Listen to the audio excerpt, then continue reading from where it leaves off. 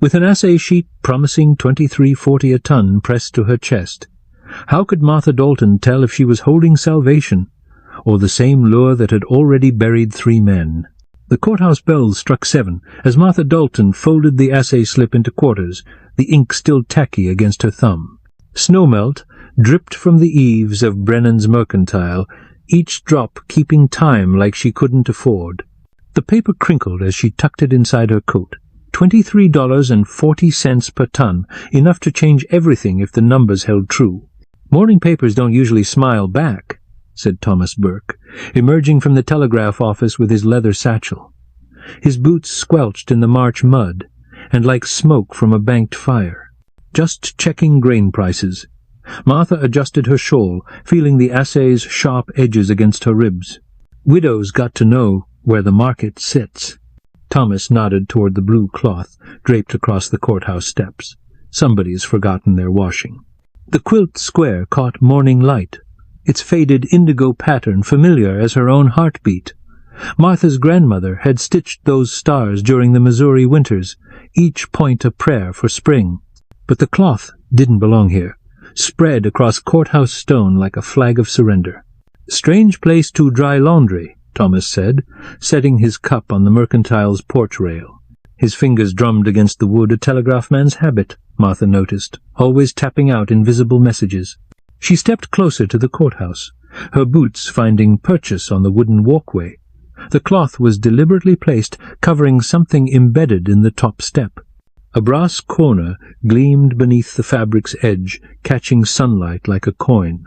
"Don't remove the cloth," she whispered, more to herself than to Thomas. But he'd already set down his satchel, curiosity beating caution. His hand reached for the blue fabric, and Martha's chest tightened. The assay papers rustled as she moved, and Thomas's fingers froze at the sound. "What you got there, Martha?" "Nothing that concerns telegraph men." She forced a smile, but her hand pressed tighter against the papers. "Just widow's business." The mine whistle shrieked once across the valley. Shift change at 7:30, same as always.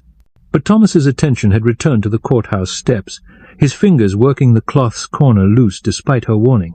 The brass underneath gleamed brighter as more surface showed, and Martha could make out the curve of letters, the faint curve of names. "Somebody wanted this found," Thomas said, lifting the fabric completely. A brass memorial plate lay flush with the stone, its surface polished to mirror brightness.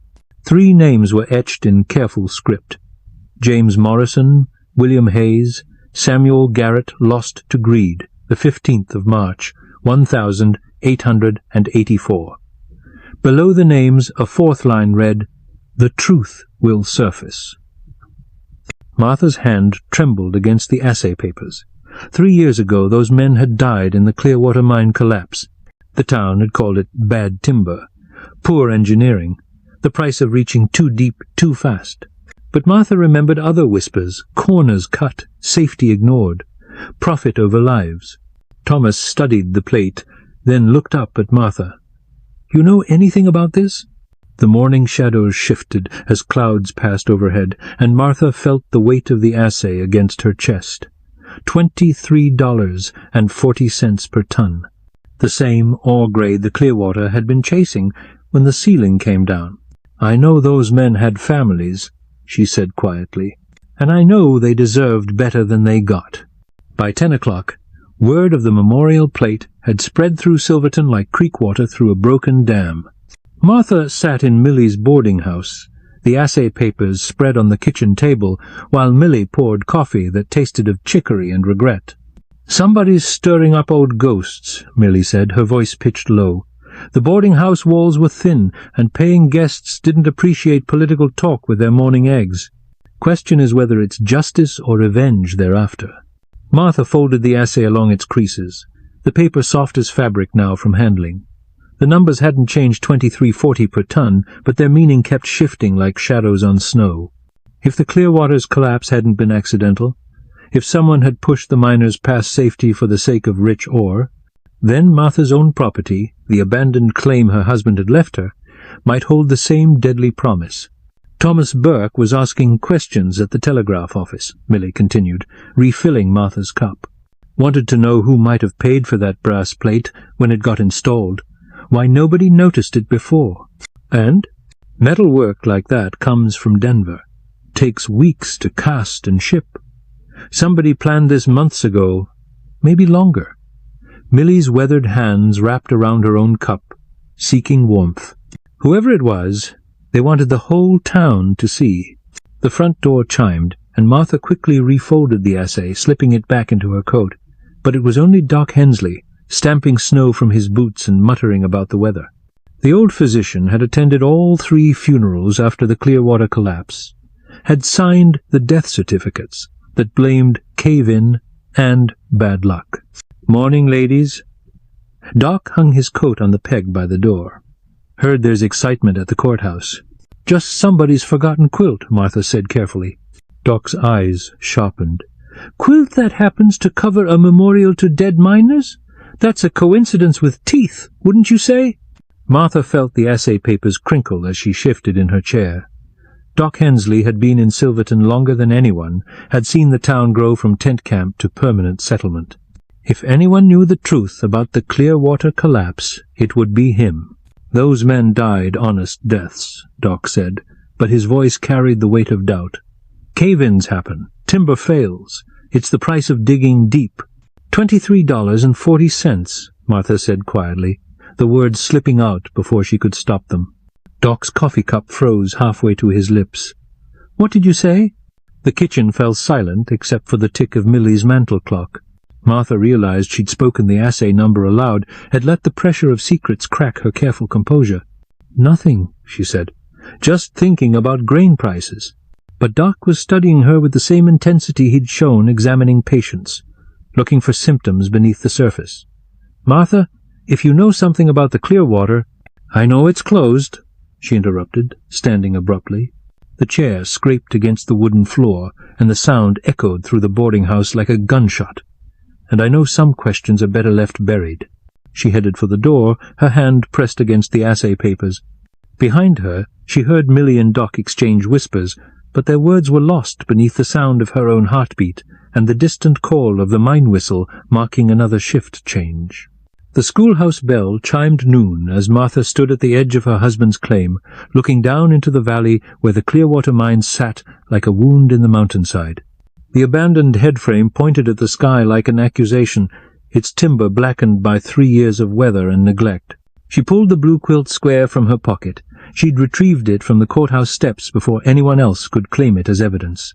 The fabric was soft between her fingers, worn thin by decades of use and washing. Her grandmother had pieced this square during the hard winter of 1869, when the Missouri snows had lasted through April and the seed money had run low. For remembering, grandmother had said, stitching each star with careful precision. Some things shouldn't be forgotten, even when forgetting would be easier. Martha spread the cloth on a flat boulder, smoothing its edges against the stone. The March wind carried the scent of pine and distant snow, but underneath lay another smell, the metallic tang of exposed ore, the dusty breath of abandoned mine shafts. Her claim sat directly above the Clearwater's old diggings, and the assay papers proved what she'd long suspected. The vein ran rich and true, following the mountain's spine like a golden river. But knowing the ore was there, and knowing how to extract it safely, were different kinds of knowledge entirely. The Clearwater's collapse had taught the whole town that lesson written in timber and stone and 3 men's lives. She pulled the assay from her coat, unfolding it carefully. $23.40 per ton.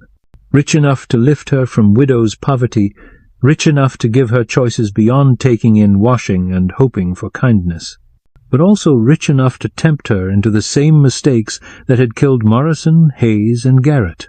The wind gusted, lifting the corner of the quilt square.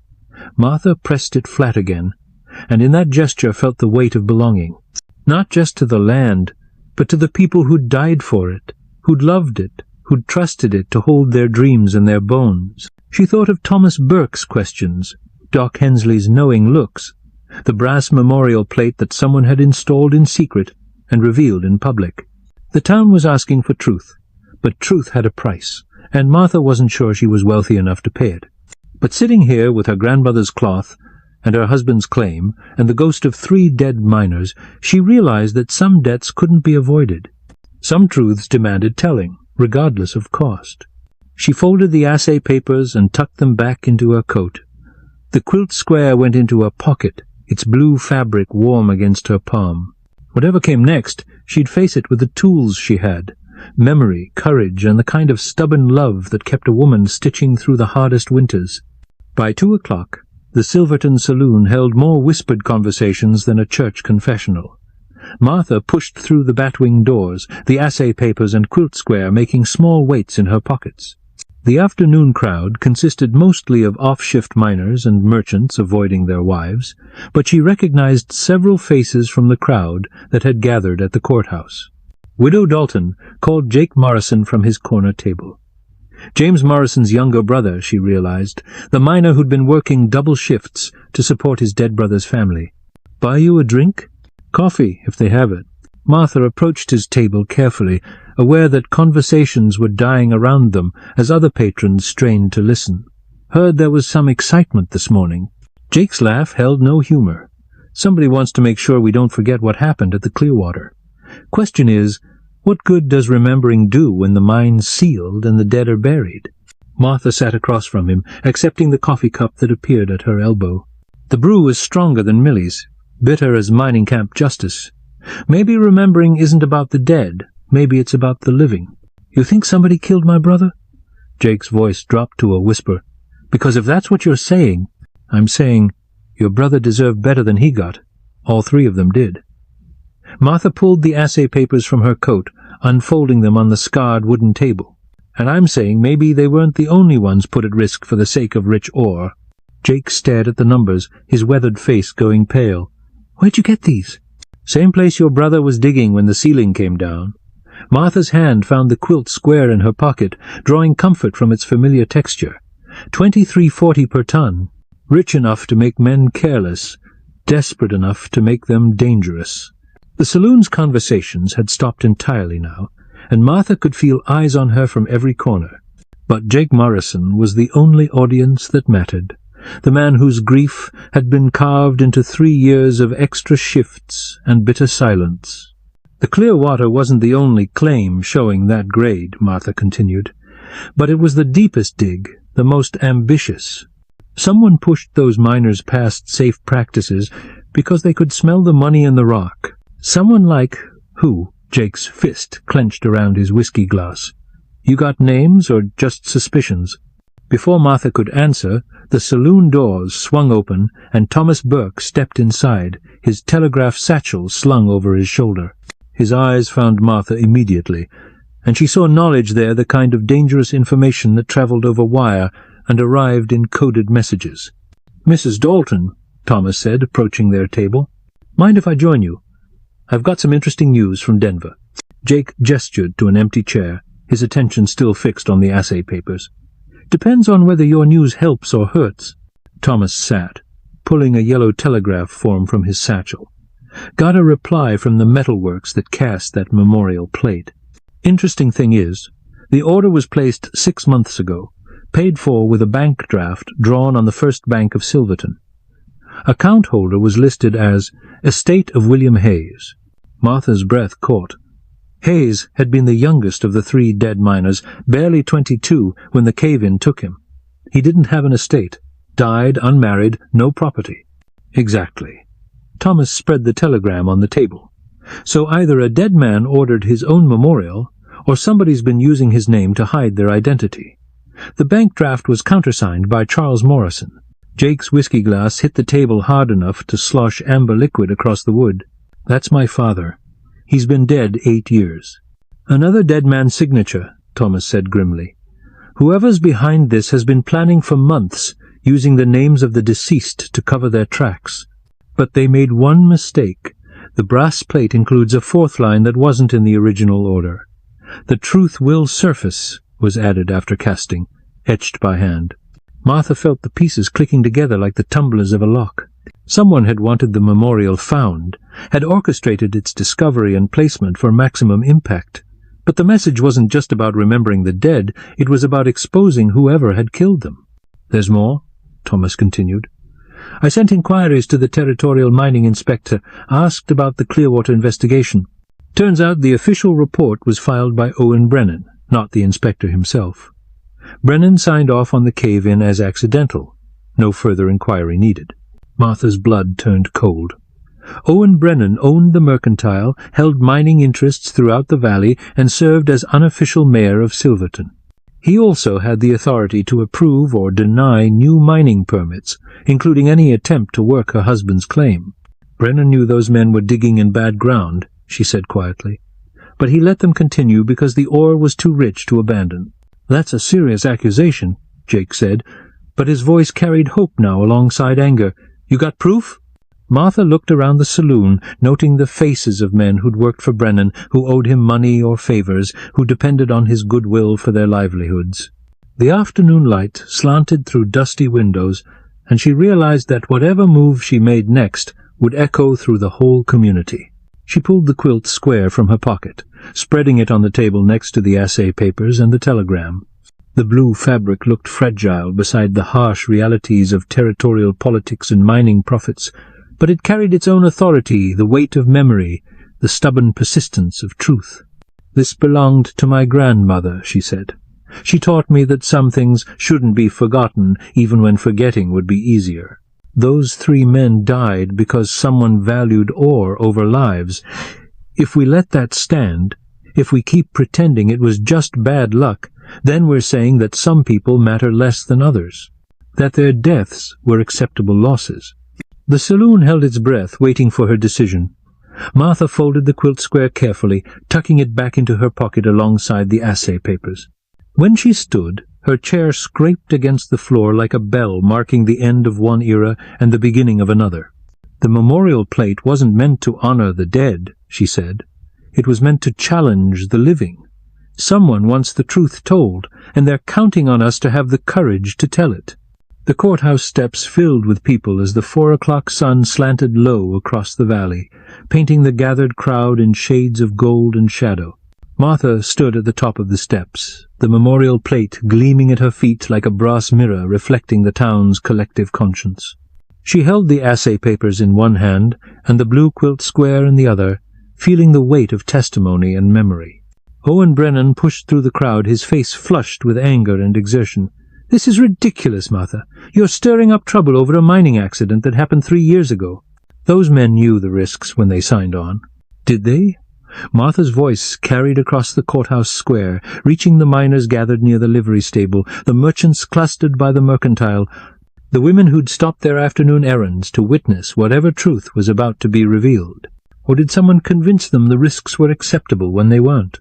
She unfolded the assay papers, holding them high enough for the crowd to see the official seal and the damning numbers. $23.40 per ton. That's what the ore was running when Morrison, Hayes, and Garrett died. Rich enough to make a man forget about safety, desperate enough to make him ignore the signs of unstable ground. "Assay papers prove nothing," Brennan shouted, but his voice cracked on the words. "Rock falls happen. Timber fails. It's the nature of the work." Thomas Burke stepped forward from the crowd, the telegram form in his hand. "The territorial mining inspector never saw the Clearwater site," he announced. Owen Brennan filed the accident report himself, declared the cave in an act of God, and sealed the mine before any official investigation could take place. A murmur ran through the crowd like wind through wheat. Martha saw faces. She recognized Jake Morrison, his jaw set with 3 years of accumulated grief. Doc Hensley, his weathered features grave with professional certainty. Millie from the boarding house, her arms crossed in judgment. Furthermore, Thomas continued, the memorial plate was ordered using forged signatures from 2 dead men. Someone wanted this truth revealed, but they were afraid to attach their own name to the accusation. Martha stepped closer to the edge of the courthouse steps, her boots finding solid purchase on the stone. The brass plate gleamed beneath her feet, catching the late afternoon light and throwing it back at the assembled crowd like a beacon. "I know who ordered the plate," she said quietly, but her words carried in the still air. "It was William Hayes's sister, Sarah, who moved to Denver after the funeral. She saved for months to pay for the casting, used her brothers' names to hide her identity because she was afraid of what might happen if Owen Brennan knew she was asking questions. She'd received Sarah's letter that morning, delivered with the dawn mail and written in the careful script of a woman who'd learned to read by candlelight. The letter had explained everything. The months of investigation, the careful planning, the desperate hope that someone in Silverton would have the courage to speak the truth. Sarah Hayes included something else with her letter, Martha continued, reaching into her coat. She pulled out a folded piece of paper, its edges yellowed with age and handling. It's a letter her brother wrote the week before he died, talking about the bad timber in the lower shafts, the warning signs that were being ignored. Owen Brennan stepped forward, his face pale now despite the afternoon sun. Letters can be forged, same as signatures. You can't prove anything with 3-year-old paper and wild accusations. No, Martha agreed. But I can prove that the same conditions exist right now, on other claims in other mines. And I can prove that you knew about them. She held up the assay papers again, letting the crowd see the official seal and the recent date. This is from my husband's claim, the one that sits directly above the old Clearwater workings. 23.40 per ton, just like the ore that killed those 3 men. And yesterday, Owen Brennan offered to buy my claim for $50, about 1/10 of what the ore rights are actually worth. The crowd's murmur deepened into angry voices, and Martha saw several miners step closer to the courthouse steps. She recognized the signs of a community's patience reaching its breaking point, the moment when individual grievances combined into collective action. But this wasn't about revenge. It was about justice, about making sure that William Hayes's death and his sister's courage meant something lasting. "I'm not asking for Owen Brennan to be hanged," Martha said, her voice rising above the crowd's anger. "I'm asking for the truth to be acknowledged, for the families of those dead men to receive compensation, and for the territorial mining inspector to conduct a proper investigation of safety practices in this valley." She knelt and placed the blue quilt square on the memorial plate, covering the brass surface with her grandmother's faded indigo stars. The gesture was simple, but it carried the weight of ceremony, of witness, of a community's decision to remember its dead properly. "This cloth has survived 40 years of Missouri winters and Colorado storms," she said.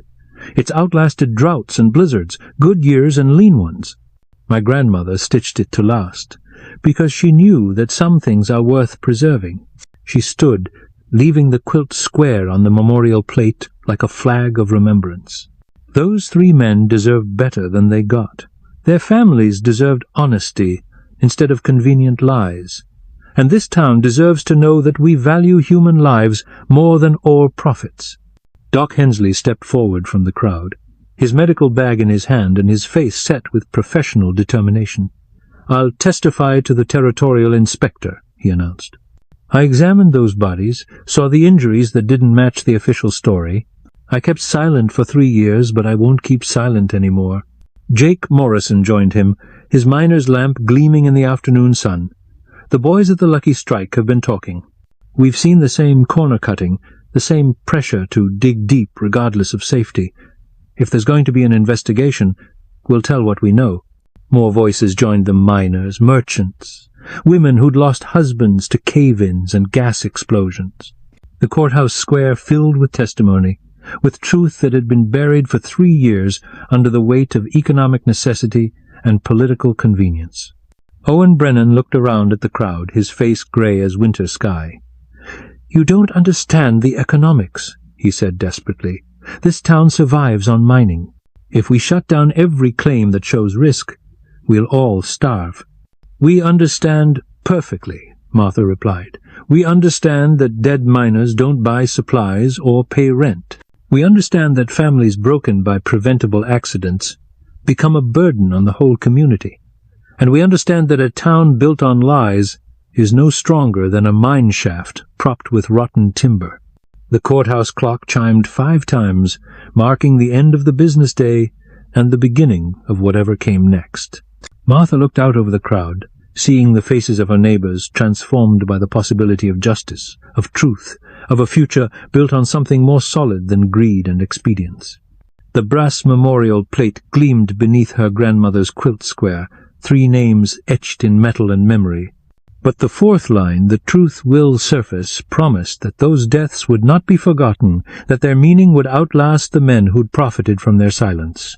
A week later, Martha stood at the Silverton depot, watching the territorial mining inspector's train disappear around the mountain curve like a black snake following the rails toward Denver. In his leather satchel rode testimony from 37 witnesses, documents proving systematic safety violations, and a recommendation that Owen Brennan be removed from all mining oversight positions pending criminal investigation. The blue quilt square lay folded in her pocket, clean now from washing but still carrying the weight of witness. She'd retrieved it from the memorial plate after the inspector's visit, but its work wasn't finished. Truth, like good fabric, required careful tending to last. Thomas Burke approached from the telegraph office, his face bright with news. "Got word from the territorial capital," he said. "The Hayes family is being awarded compensation from the Territorial Emergency Fund. It's not much, but it's acknowledgement that their loss was preventable." Martha nodded, feeling a loosening in her chest that had been tight for 3 years. Justice moved slowly in territorial courts, but it moved. What about the other families? Morrison and Garrett estates too. And there's talk of establishing a mining safety commission requiring regular inspections of all active claims. Thomas shifted his satchel to his other shoulder. "Your testimony made the difference, Martha. The inspector said he's never seen a case presented so clearly." Through the depot window, Martha could see the courthouse square, where a small but steady stream of visitors stopped to read the memorial plate. Someone she suspected it was Jake Morrison had planted mountain flowers around the brass marker, their purple blooms bright against the grey stone.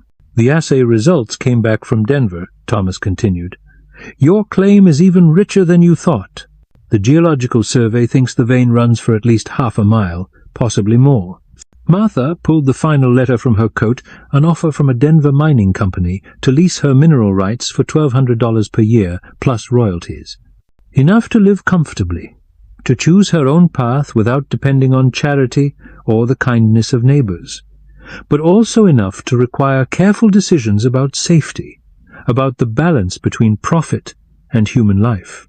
"There's something else," Thomas said quietly. "Sarah Hayes is coming back to Silverton. Says she wants to be here when they reopen the investigation into her brother's death. She asked me to thank you for having the courage to speak when she couldn't." The afternoon train whistle echoed across the valley, carrying passengers and freight toward destinations that existed only as names on a timetable.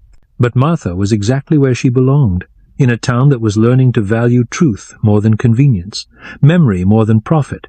She touched the quilt square in her pocket, feeling the careful stitches her grandmother had placed during that long-ago Missouri winter. Some things were worth preserving, worth fighting for, worth the cost of speaking difficult truths. The mining boom would continue.